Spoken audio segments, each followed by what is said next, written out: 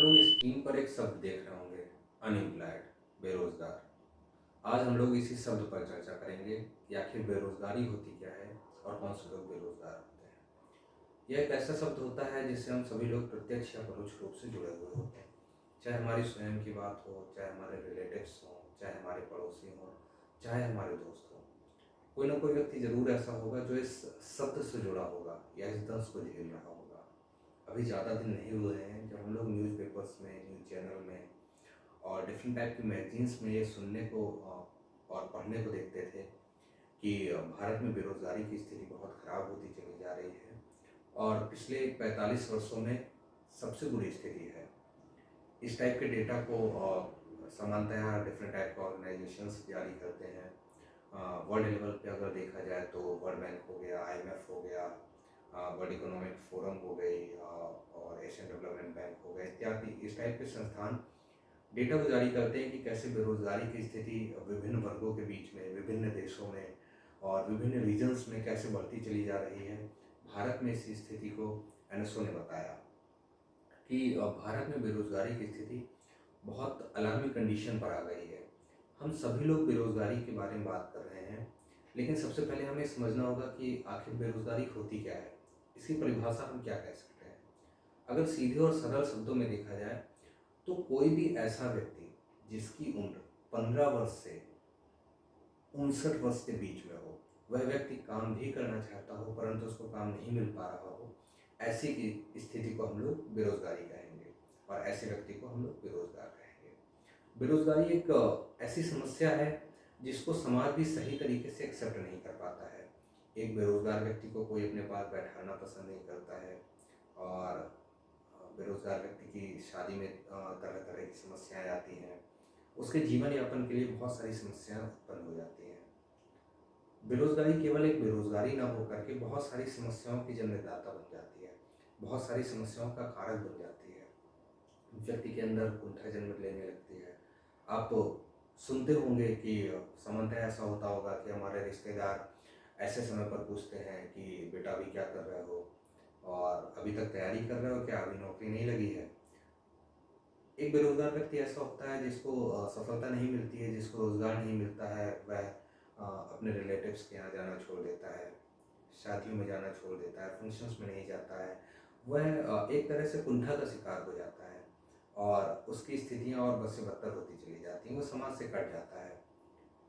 इसके अलावा हम लोग बहुत सारे न्यूज़पेपर में देखेंगे कि स्थितियाँ इतनी विकराल हो जाती हैं कि लोग सुसाइड कर लेते हैं, आत्महत्या तक का प्रयास करते हैं और आत्महत्या भी कर लेते हैं। आत्महत्या हालांकि किसी भी तरीके से जायज़ नहीं होती है और किसी भी समस्या का समाधान नहीं होती है। हम अगर मनुष्य हैं तो हमें लड़ना चाहिए, हमेशा हमें अपनी परिस्थितियों से सीखना चाहिए और उससे आगे बढ़ने का प्रयास करना चाहिए और अपने आप को सफल बनाने का प्रयास करना चाहिए। बेरोजगारी भी इसी तरीके की एक स्थिति होती है जो एक विशेष समय की होती है। अगर हम लोग चाहें तो इससे पार पा सकते हैं।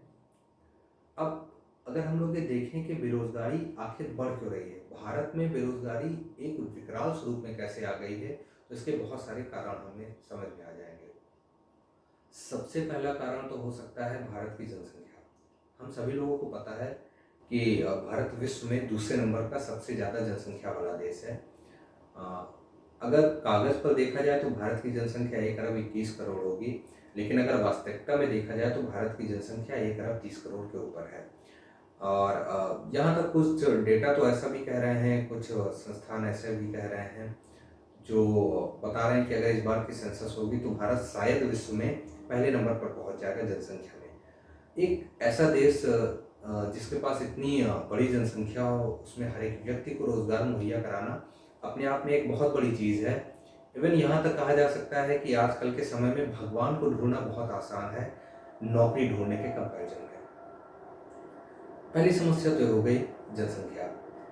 दूसरी जो समस्या है वो सरकार की खुद की नीतियाँ भी हैं कि सरकार क्या वास्तव में रोजगार मुहैया कराना चाहते हैं। अगर सरकारी स्तर पर देखा जाए तो आप देखेंगे कि बहुत सारे कमीशंस बने हुए हैं, सरकार बहुत सारी नौकरियां निकालने का वादा करती है कि अगर हम सत्ता में आ जाएंगे तो हम 1 करोड़ नौकरी निकालेंगे, 2 करोड़ नौकरी निकालेंगे, परंतु वास्तविकता में ऐसा होता नहीं है। और सत्यता यहाँ तक होती है कि 5% और 10% नौकरियां भी नहीं निकलती हैं जितना वादा किया जाता है। अगर आप ज़्यादा पीछे नहीं जाएं तो आप देखेंगे कि बहुत सारे ऐसे संस्थान हैं, जैसे उत्तर प्रदेश में एक संस्थान है यूपी ट्रिपल एससी। वो इतनी ज़्यादा लेट लतीफ़ी करता है कि 4-4 साल तक एग्ज़ाम्स के रिजल्ट नहीं आते हैं। कहीं ना कहीं लोग डीवी में फंसे रहते हैं। अगर फाइनल सिलेक्शन हो भी जाता है तो ज्वाइनिंग नहीं आती है। लगभग यही हाल अभी तक एसएससी का था। इसी तरीके से अगर आप देखेंगे तो रेलवे ने एक सीबीटी एग्ज़ाम करवाया हुआ था, जिसमें 4 साल हो गए, अभी तक कुछ नहीं आया है। सरकार भी इस दिशा में कोई ठोस कदम नहीं उठाना चाहती है, या अगर उठाती भी है तो उसका जो एक रिजल्ट मिलना चाहिए वो नहीं मिल रहा है। करप्शन बहुत बड़ा मुद्दा हो सकता है, बहुत बड़ा रीजन हो सकता है। सामान्यतया होता है ऐसा है कि व्यक्ति पेपर देने जाता है और उसे बाद में पता चलता है कि अरे मेरे पेपर देने के पहले ही पेपर आउट हो चुका है। इससे अभ्यर्थियों का एक सिस्टम से विश्वास उठने लगता है और वह एक हताशा की स्थिति में पहुंच जाता है। लेट लतीफ़ी मैंने आपको बता ही दिया। इसके अलावा अगर टेक्निकल टर्म में देखा जाए तो हम ये देखेंगे कि जो हमारा भारत देश है उसमें सर्विस सेक्टर में मेजर लोग जुड़े हुए हैं। सबसे अगर देखा जाए जो हमारा टर्शियरी या तृतीय क्षेत्र है सर्विस सेक्टर, वो सबसे ज़्यादा लोगों को रोजगार मुहैया कराता है और सबसे ज़्यादा लोग उसी से जुड़े हुए हैं। जब कोविड जैसी स्थितियां आती हैं जिसमें लोगों की नौकरियां सबसे ज़्यादा छूटती हैं, तो वह सर्विस सेक्टर ही होता है जिसमें सबसे ज़्यादा लोगों की नौकरियां जाती हैं। अगर आप ज़्यादा दूर नहीं जाएं, लगभग यही स्थिति 2008 में यूएसए में रिसेशन के दौरान हुई थी, जिसमें लगभग 30 से 40% लोगों की नौकरियां चली गई थी और लोगों को किसी न किसी तरीके से बेरोजगारी का फिर से सामना करना पड़ा था। कोविड के बाद भी लगभग यही स्थितियाँ आई। हालांकि कंपनियों ने वर्क फ्रॉम होम का भी ऑप्शन दिया, बहुत सारे ऑप्शन हुए, लेकिन यह भी सत्यता है कि बहुत सारे लोगों की नौकरियां चली गई। अगर भारत मैन्युफैक्चरिंग सेक्टर में आगे होता, उससे होता है कि मैन्युफैक्चरिंग सेक्टर में अगर कोई देश आगे है तो वहाँ पर इंडस्ट्रीज डेवलप होंगी। इंडस्ट्रीज डेवलप होने से हमारा जो लेबर वर्क का पर्सन है वो भी वहाँ पर जॉब करेगा और उसको एक रोजगार मिल जाएगा। सरकारी स्तर पर अगर देखा जाए तो ट्रांसपेरेंसी भी एक बहुत बड़ा रीजन है जिसकी वजह से बेरोजगारी इतनी तेजी से बढ़ रही है। आप सामान्यतः देखते होंगे एग्जाम हो जाता है, उसका रिजल्ट नहीं आता है, रिजल्ट आता है तो उसकी मार्कशीट नहीं आती है। एक अभ्यर्थी को पता नहीं चलता है कि आखिर वो गलतियां कहाँ पर कर रहा है, बेरोजगारी की समस्या को जन्म देता है। एक जो अभ्यर्थी जो एग्ज़ाम दे रहा है वो एग्ज़ाम देने जाता है, एग्ज़ाम दे करके आता है, रिजल्ट आ जाता है और उसके बाद भी कई सालों तक उसका मार्कशीट जारी नहीं होती है, जिससे उसे पता ही नहीं चलता है कि अगर उसका सिलेक्शन नहीं हो रहा है तो उसका क्या रीज़न हो सकता है।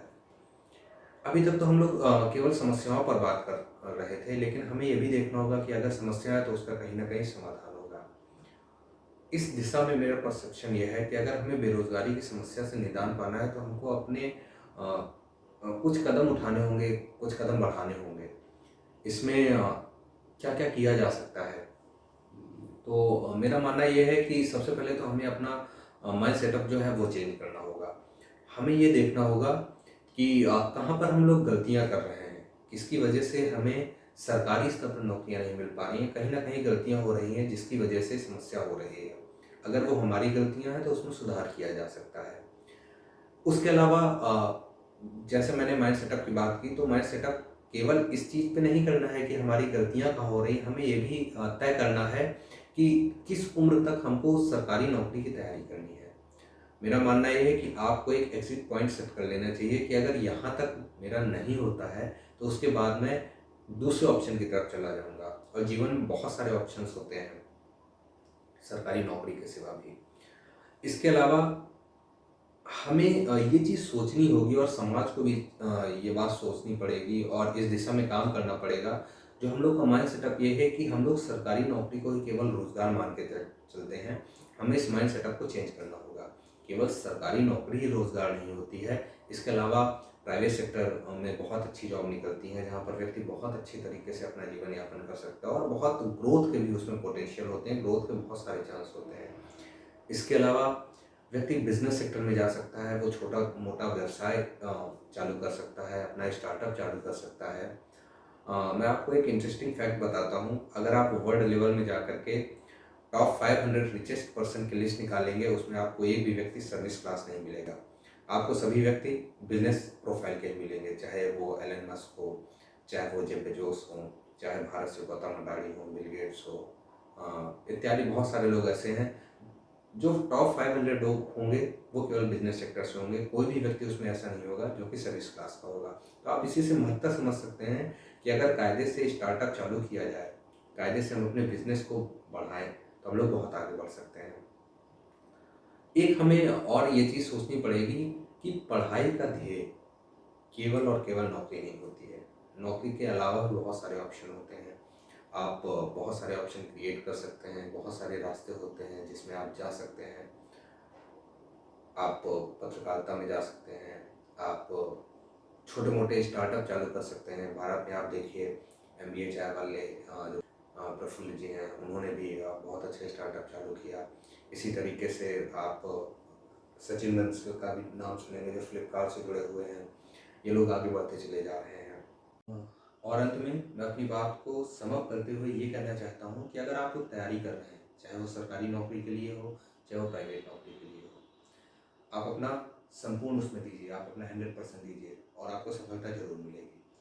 इसके अलावा कभी कभी ऐसा होता है हमारी किस्मत अच्छी नहीं होती है, बहुत सारे कारक ऐसे होते हैं कि हमको मनोवांछित सफलता नहीं मिल पाती है। हमको सरकारी नौकरी नहीं मिल पाती है, या हम किसी बहुत अच्छी प्राइवेट नौकरी में जाना चाहते हैं तो हमको नहीं मिल पाता है। लेकिन केवल यही जीवन नहीं है, इसके अलावा भी बहुत सारे रास्ते हैं। जैसे कि मैंने बताया, आप स्टार्टअप कर सकते हैं, बिजनेस कर सकते हैं, बहुत सारी ऐसी चीज़ें जिसको आप अपना सकते हैं और अपना एक बहुत अच्छा जीवन जी सकते हैं। इसलिए मैं कहना ये चाहूँगा कि आप लोग कभी भी केवल एक चीज़ के भरोसे ना रहिए।